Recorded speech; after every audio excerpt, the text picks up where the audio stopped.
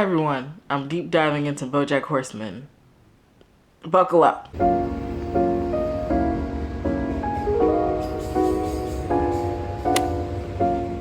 The first time I watched Bojack Horseman was, had to be maybe like 3 or 4 years ago.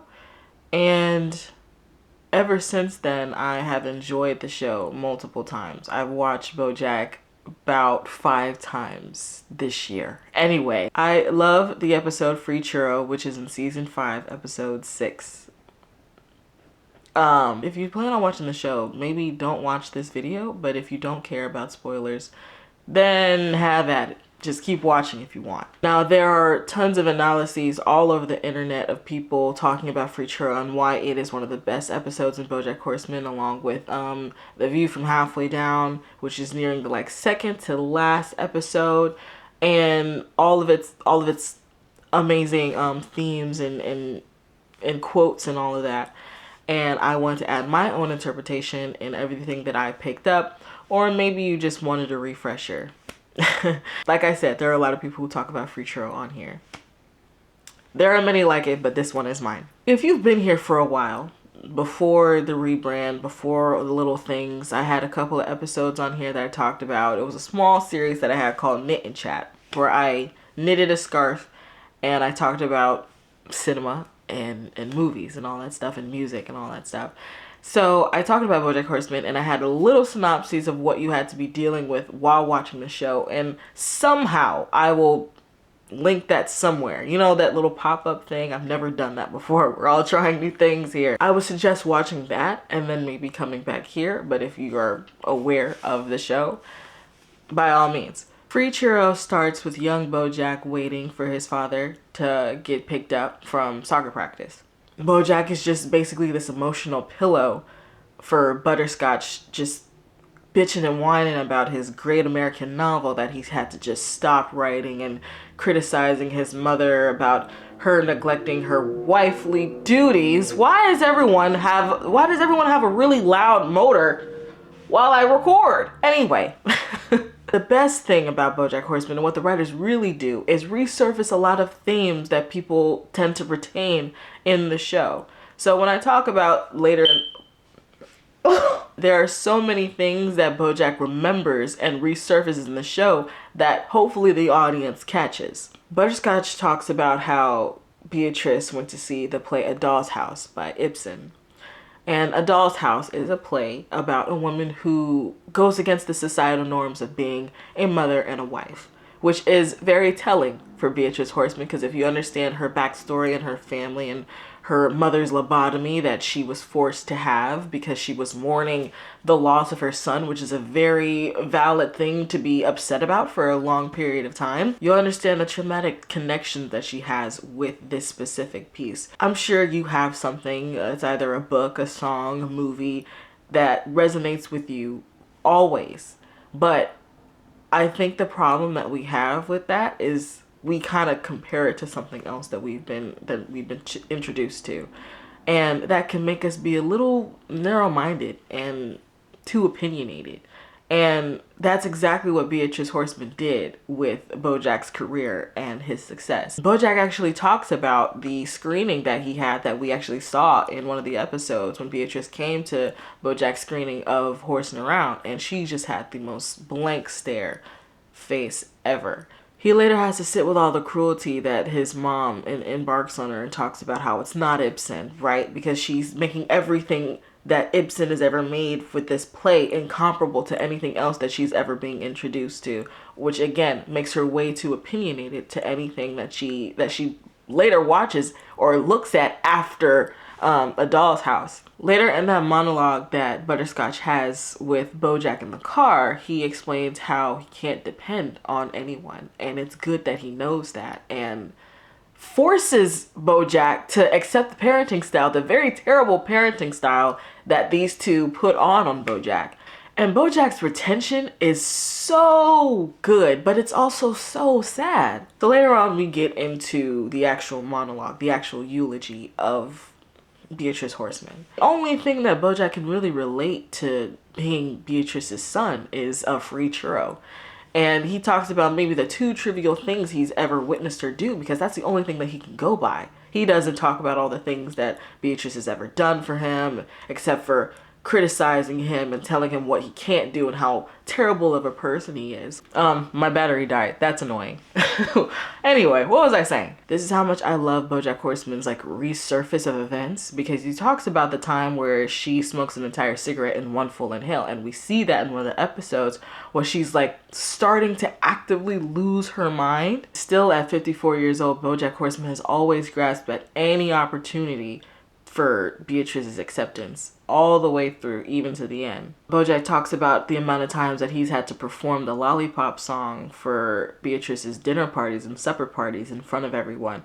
And I think that created some sort of classical conditioning for Bojack, because if he notices that he can perform this thing, he can make these people happy while his mother is there, then that can mean something. That could possibly mean that she loves him. In this case, I think the neutral stimulus would be, of course, Bojack, and then the associated stimulus would be performing, and the natural behavior at the end is Beatrice's love. I hope that makes sense. As Bojack grew older, Beatrice grew more tired and less amazed and amused of all the things that Bojack has ever done in his successful life, but again, could care less of what anything that he does in Beatrice's eyes. Bojack talks about all the things he ever learned about being good he learned from TV, and how the big gesture is a thing that lets people know that they love them, and it makes everything suddenly okay when that really isn't true. And how sometimes we ourselves learn a lot about love from TV when that's just not the case. We have to learn that, in Bojack's words, we have to be consistent. We have to be dependably good. And you can't just make these grand gestures. You have to do it every day, which is so hard. If you remember, when Bojack was doing Secretariat, Kelsey told him to lose 50 pounds and then gain back 20. And he just turned to running, because Secretariat and running and kind of, motivated him to do that sort of thing. And when he finally burnt out, you remember what the monkey told him? It gets easier. Huh? Every day it gets a little easier. Yeah? But you gotta do it every day. That's the hard part. Top tier storytelling. Top tier storytelling. See all these grand gestures that happen in TV shows. I got off the plane. I couldn't be away from you, and all these things, when they forget and take out the also very important things, the hard conversations, the things that we don't want to talk about, all the things that make us so vulnerable and uncomfortable and just make us feel small. Just know, although love can be very big and loving, and I'm, coming from a hopeless romantic myself, I understand all the things that make love so beautiful and delightful. All the hard things have to come by it too, because I learned something. There was this quote. I rewatched Intergalactic, this movie created by Kid Cudi last year, and near the end, when Meadow and Jabari are separated for a bit, and his sister says, love happens on accident, but it's real when you do it on purpose. And I was like, wow. I love animation. I love it. Bojack talks about his show Horsing Around, when back in the 90s he did. He explains that he talks about a story with one of the fans that asked a question about just a small hiccup that one of the crew members made, where there was a coffee cup in one of the shots, and it wasn't in another shot. And he asked, is this making a statement about the flux and subjectivity of memory? And in my head, I was like, this is situational comedy, not psychological fiction. I would understand that if this was a Marvel movie, not Friends. Bojack didn't really have the heart to say, no, the crew just, left a coffee cup in the shot.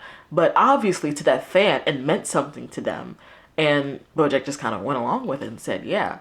And which is why I love reader's response theory, because we're going to talk about that some more. Literary theory that focuses on the reader and the reader's experience with said literature. I'll explain the process of a reader's response theorist and their process and how they read and analyze and stuff. When it comes to having a literary work, a reader's response theorist will start with the subjective.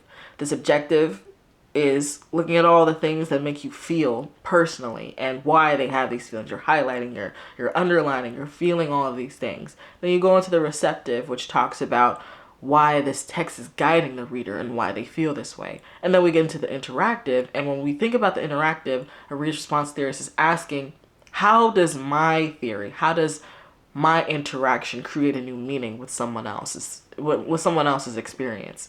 And when Bojack talks about, maybe this is just like that coffee cup, when he talks about Beatrice Horseman saying, I see you, to Bojack and trying to pin some sort of significance to it, he explains that maybe this is just like the coffee cup when we can't pin everything with some sort of significance. Maybe I see you just means I see you. Which he later finds out that Beatrice was just reading the sign to the intensive care unit, which, in my opinion, I think that should have been one of the flashbacks or something. It should have been something we probably saw somewhere. I think in the episode, I forgot what it was called, but it was the episode that just focuses on Beatrice's life when she was younger, when she fell, when she was in the debutante balls, when she met with Butterscotch. I think that should have been somewhere, because I feel like if we didn't know about it, we knew that she was sick, but I feel like maybe if it said just Beatrice's like vision and seeing I see you, and then later in Free Churro, Bojack talking about I see you, we'll probably know, but Bojack doesn't. That'd be some dramatic irony right there. That would have been great. That would have been great, but it's okay. It's okay. Like just us knowing that us knowing what she meant, and then later finding out what he thought, and then him later figuring it out. You know what I mean? I thought that would have been cool. Just reader's response theory shows sure signs of ambiguity, because there's no true meaning of one text, and there's no true meaning of any book, any album, any story that we've ever seen, because at the end of the day, it's your experience, because everyone goes home to something completely different. Everyone experienced something throughout their lives, and if you resurface back to something, you'll have a completely different understanding of it, because where your life was currently isn't the same as you were 3 years ago.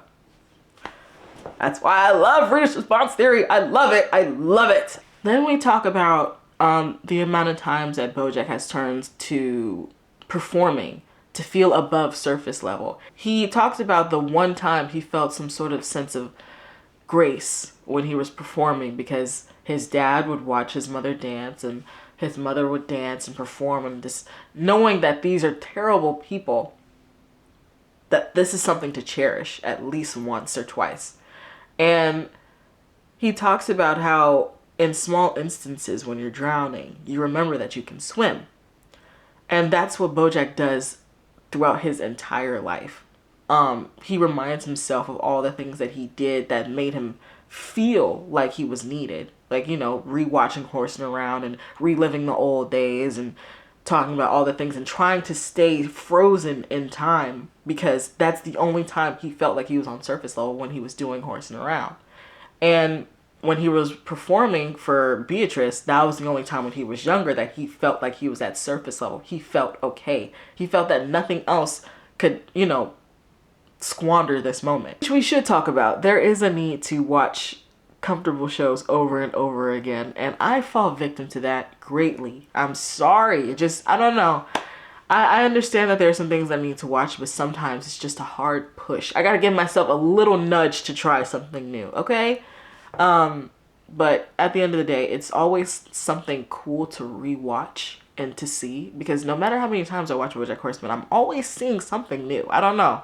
I think, just how you go through life and things that happen to you, you're bound to see something that pops out at you as opposed to something else before. I don't know.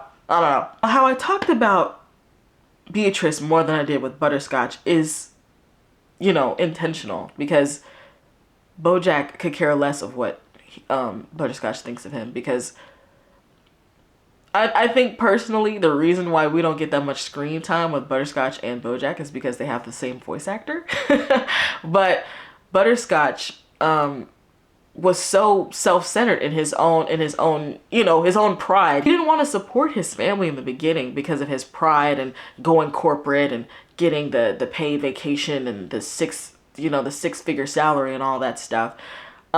Because he didn't want that to get through his writing. He didn't want, the polished life to get into this nitty-gritty book that he was just so desperately trying to write. And that ultimately led to his own demise, because the criticism from his book led to his death. Bojack didn't give Butterscotch the satisfaction of reading his book because it was just like, you spent your entire life writing this book instead of actually being there for me.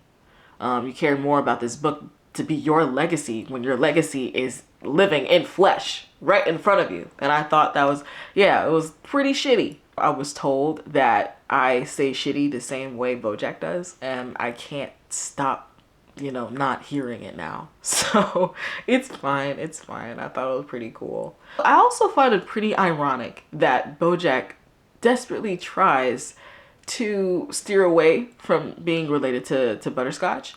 Although Bojack does have daddy and mommy issues.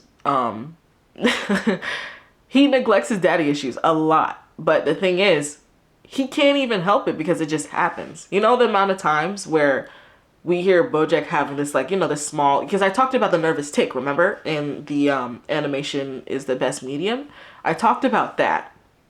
That is something he inherited from Butterscotch.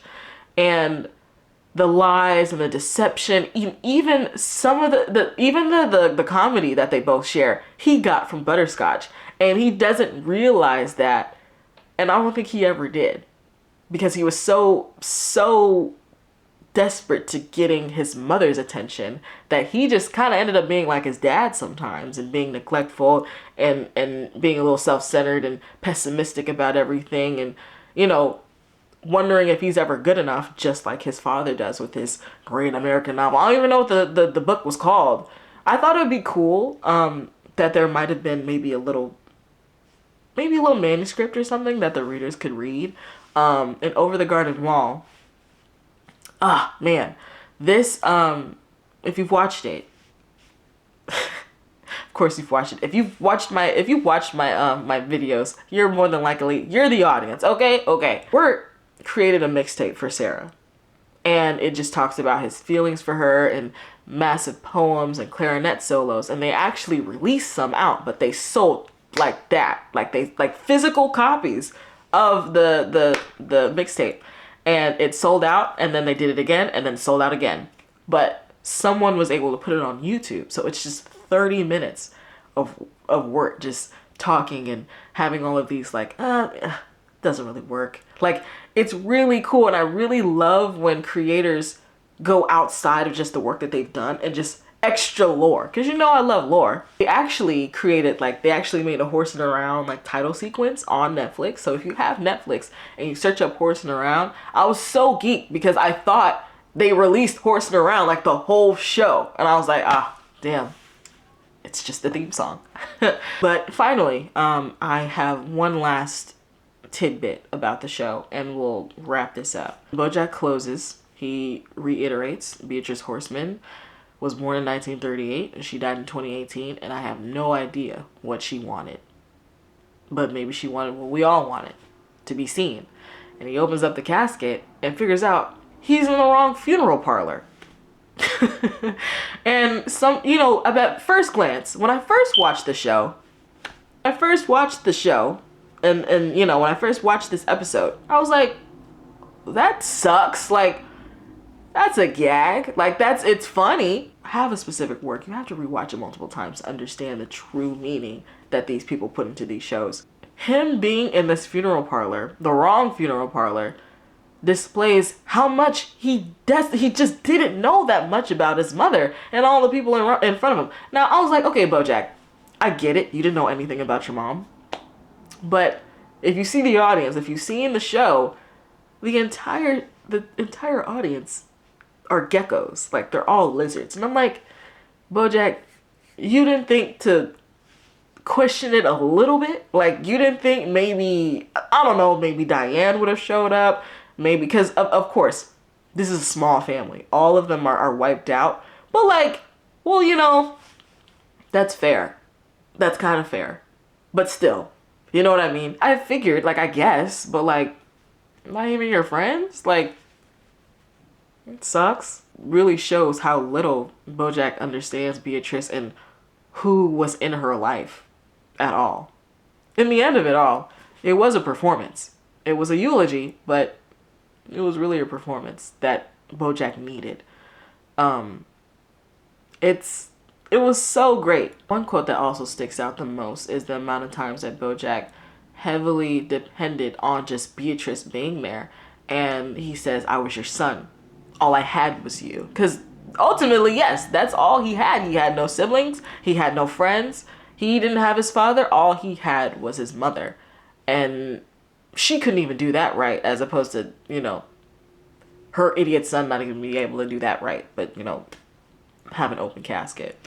I also find it really funny that the episode captures the audience's discomfort. So if you watch the episode, sometimes Bojack will have some really bad zingers, right? And you'll hear the audience go like, it's hilarious. Or, you know, when Bojack talks about his show and he loves horsing around because it's just something that he can hold on to for the rest of his life. He talks about how, you know, he was like, back in the 90s, I was in this TV show called Horsing Around. And then this guy just goes like, it's so funny. So go watch the episode, find someone who has Netflix. Don't come all you guys don't come to me for, I'm not going to give you guys a password. I'm so sorry. Maybe we could stream it or something. I don't know. But find someone who has Netflix, or if you have Netflix, season 5, episode 6. And I will probably eventually talk about The View from Halfway Down. And I love you guys. And like, comment, share, subscribe, do all the things that you want. And I will see you in the studio next week. Bye!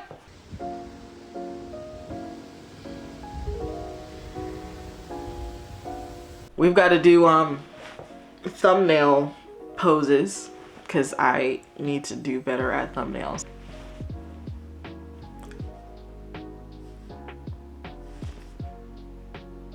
I don't know, like, this is so stupid.